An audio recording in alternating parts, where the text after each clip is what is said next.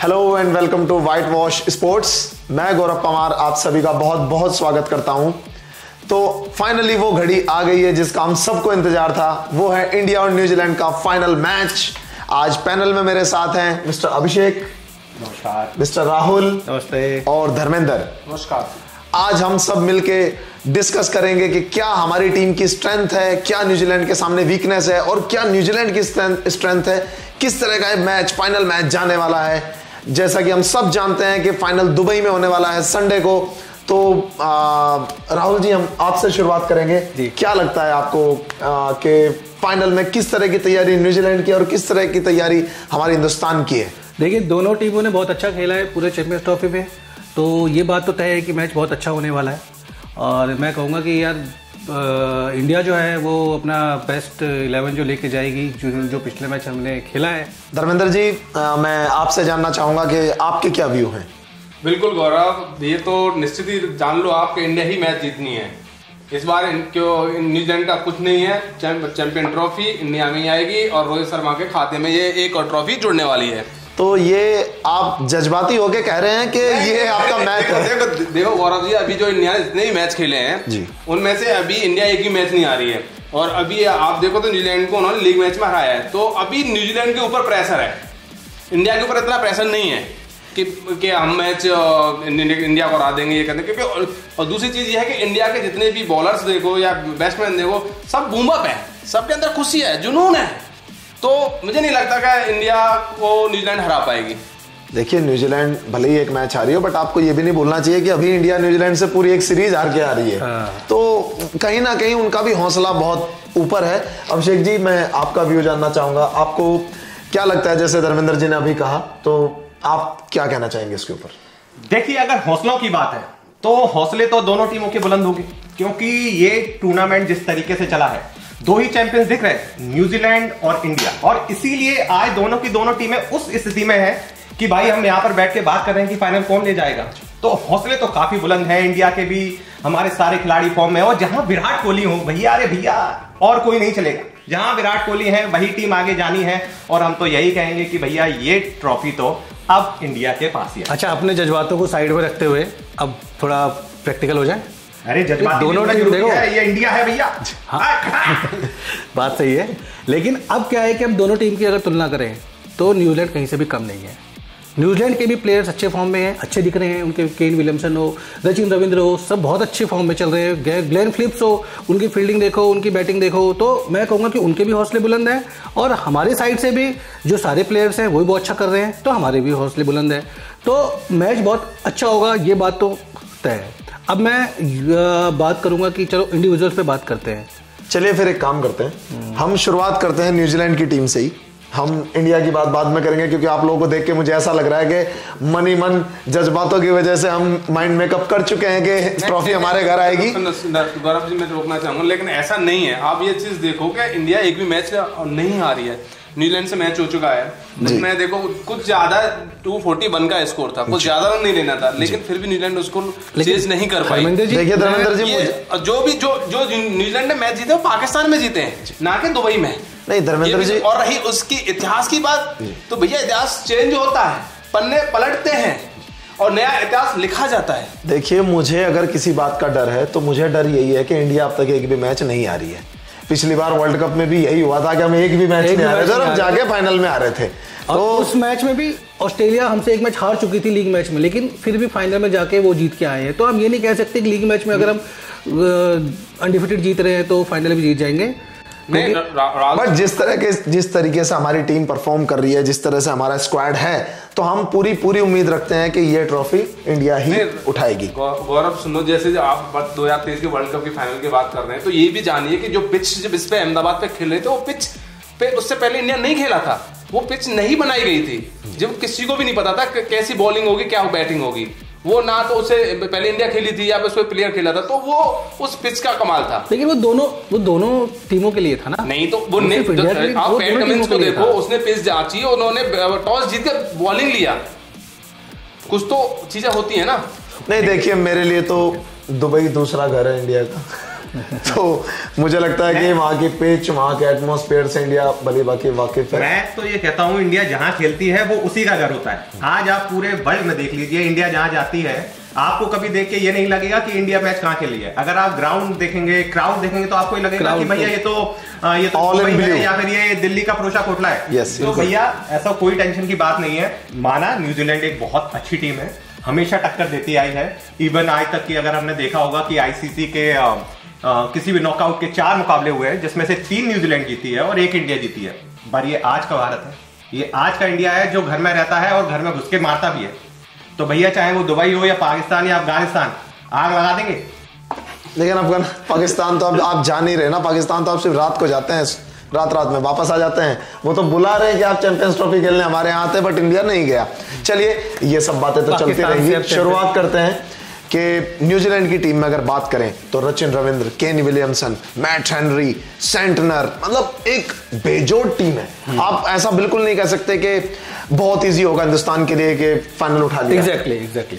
तो इस पे राहुल जी मैं जानना चाहूंगा, जैसे अगर मैं बात करूं जो मुझे देखते हुए लग रहा है कि कहीं ये कोहली वर्सेस सेंटनर ना हो जाए, एक लेफ्ट आर्म स्पिनर। कोहली फंसते हैं, आपको कोहली फंसते हैं लेफ्ट आर्म स्पिनर पे, आप सही कह रहे हो। लेकिन जहाँ मुझे लगता है कि कोहली जिस फॉर्म में चल रहे हैं और जो मेंटेलिटी से वो खेल रहे हैं, अभी उनका कॉन्फिडेंस बहुत हाई है। और मुझे नहीं लगता है कि ये सेंटनर और कोई बॉलर के सामने कोहली वीक होंगे। कोहली अच्छा परफॉर्म करने वाले हैं फाइनल में। और सेंटनर तो चलो, सेंटनर जैसे बहुत बॉलर आए गए, सेंटनर का कोई फर्क नहीं पड़ा। देखिए फर्स्ट तो कोई भी सकता है, बट अगर वो एक दिन, वो एक पल, वो एक क्षण अगर वो कोहली का हुआ तो कल भैया सेंटनर का सेंट कहां जाएगा ये किसी को पता नहीं चलेगा।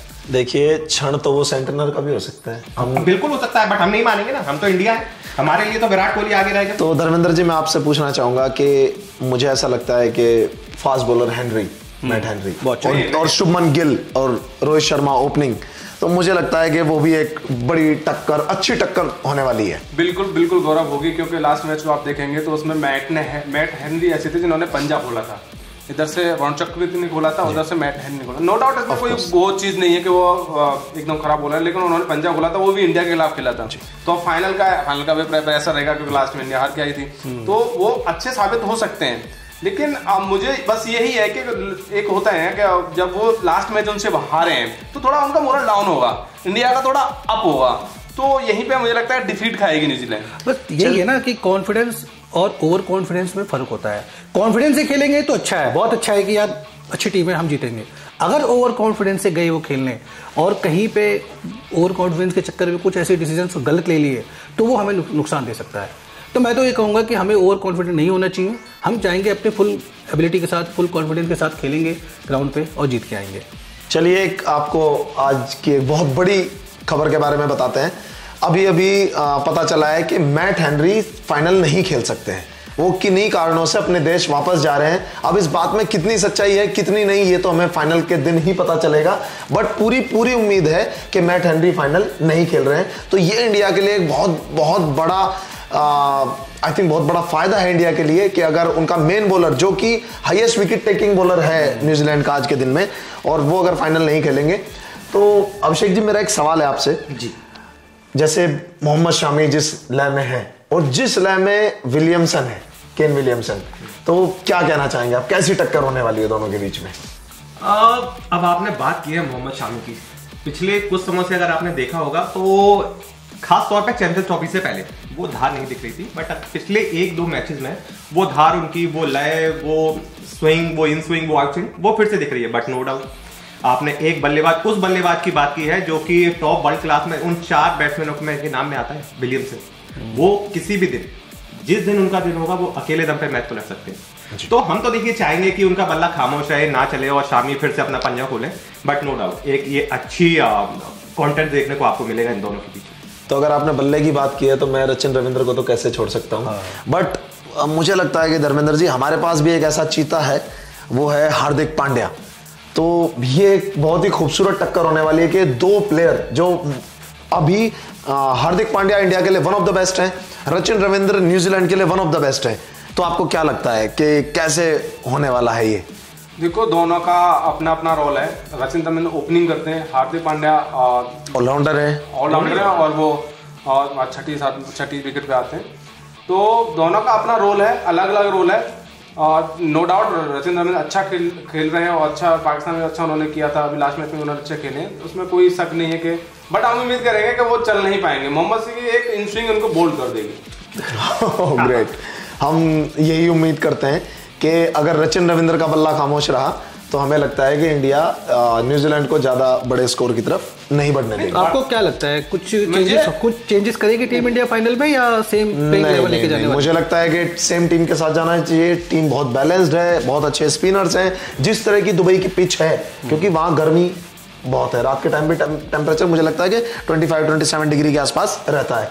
तो जिस तरीके से अब तक टीम इंडिया ने परफॉर्म किया है, तो धर्मेंद्र जी मुझे लगता है कि कोई चेंज की जरूरत ऐसा नहीं होना चाहिए कि अगर देखो न्यूजीलैंड को पता है कि ये प्लेइंग 11 आने वाली है और इंडिया ने चेंजेस करे भी नहीं है पिछले 2-3 मैचों से जी, तो न्यूजीलैंड वेल प्रिपेयर्ड होके जाए कि यार ये बॉलर है, इनके 4 स्पिनर, ये हमारे पास 2 पेसर है जिनमें से एक हार्दिक पांड्या ऑलराउंडर है जी, तो हो नहीं सकता कि वो पूरा प्रिपेयर होके जाए।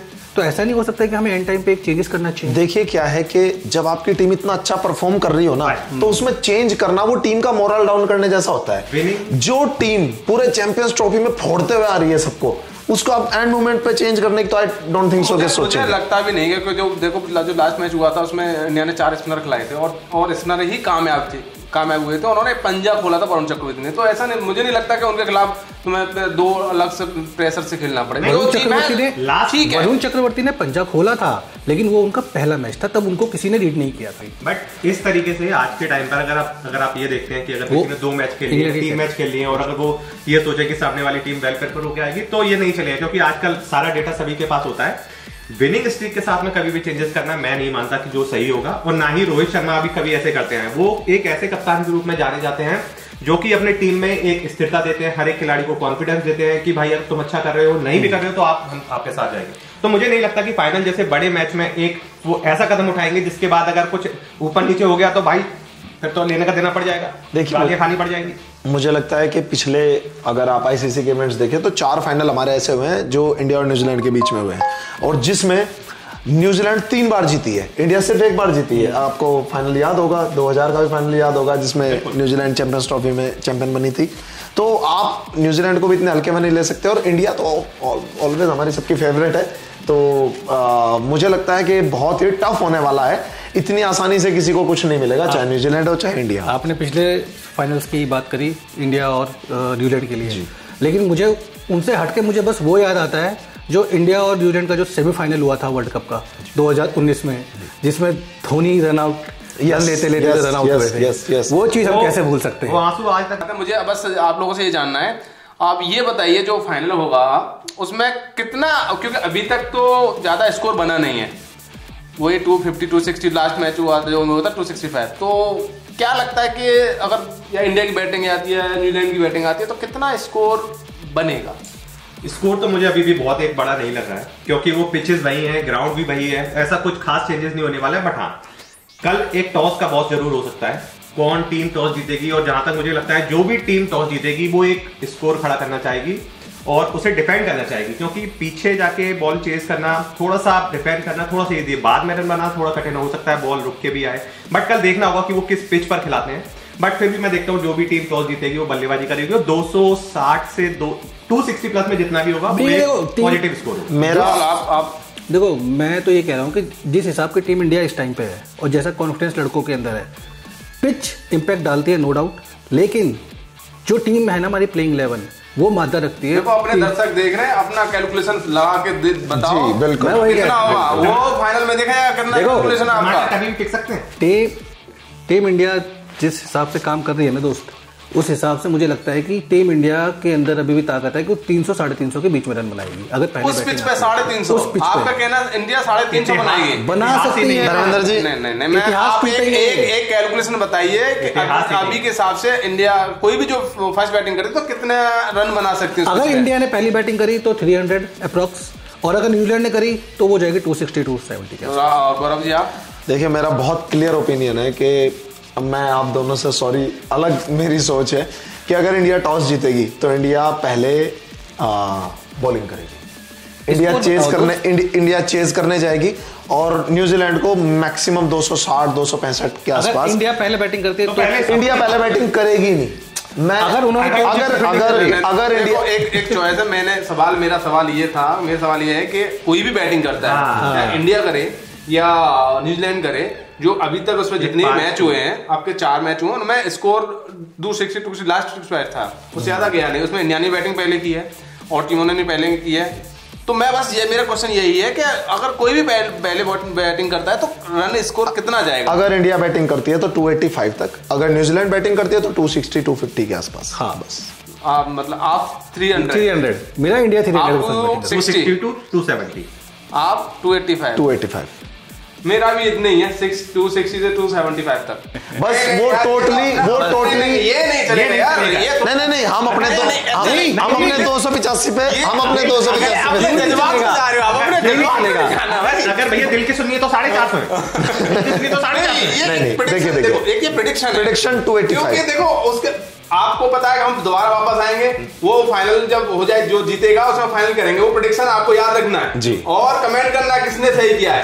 अभिषेक ने बोला 260 270, राहुल 300। इंडिया अगर बैटिंग करती है पहले। नहीं यस फर्स्ट बैटिंग भाई, डिस्क्लेमर डाल रहा हूं मैं पीछे। उम्मीद है 300। मुझे तो नहीं लगता कि 300 बनेगा, क्योंकि पीछे मुझे है नहीं। यस गौरव बोल रहे हैं 350। 285 बोला मैंने। ये तो गलत हो जाएगा। गौरव 285, मेरा 260 से 275। बस हमारा रोहित शर्मा आई थिंक हम सबका आसपास ही है, पर हमारे राहुल जी को थोड़ा कॉन्फिडेंस ज्यादा है तो उनका 300 है।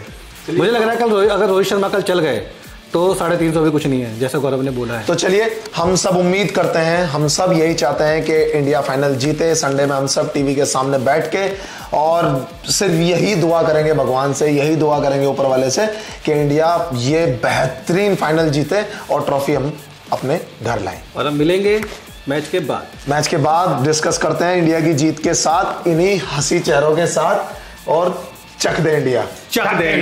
और प्लीज लाइक, सब्सक्राइब और शेयर करना ना भूलें। भाई आप लोगों भी बोलो। राम जी बिल्कुल। Please like, share and subscribe बिल्कुल चाहिए। आपके सहयोग से हमें बहुत बड़ी उम्मीद मिलती है, और अगर ऐसे देते रहेंगे तो हमें बहुत अच्छा है। Thank you. राम जी राम।